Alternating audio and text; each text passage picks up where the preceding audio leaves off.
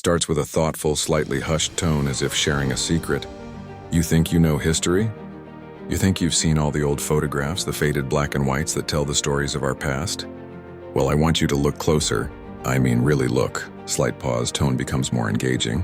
What if I told you that hidden in plain sight, scattered across countless historical archives, are figures that defy our modern understanding of race and identity? I'm talking about individuals who look, for all the world, like white Europeans, but were in fact black. Not just passing as white, but something much more profound. I'm talking about the forgotten history of African Americans with albinism. Imagine this, it's the late 1800s. P.T. Barnum, the master showman, is touring the world with his greatest show on earth. And among his star attractions are these incredible people, billed as white Negroes or Ethiopian albinos. One of the most famous families was the Lucas family.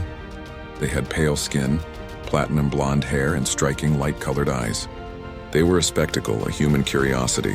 People would flock to see them, to touch their hair, to try and understand this living paradox. The posters would scream, "Are they white or are they black?" But here's the thing, they weren't a paradox.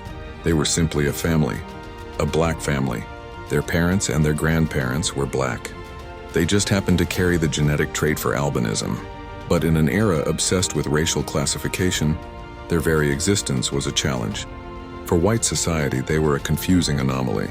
How could someone with all the physical markers of whiteness be black?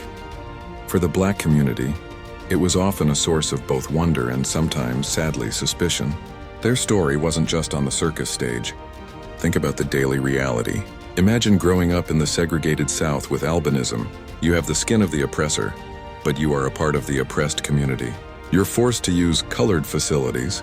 You attend segregated schools. You experience the same systemic racism as your family and neighbors. Yet, you walk through the world looking like the very people enforcing that system. It's an internal and external conflict that is almost impossible for us to comprehend today.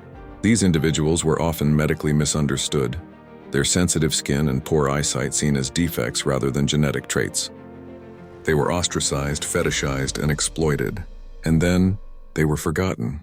As the era of sideshows faded, and as the 20th century marched on, their stories were largely erased from the historical narrative.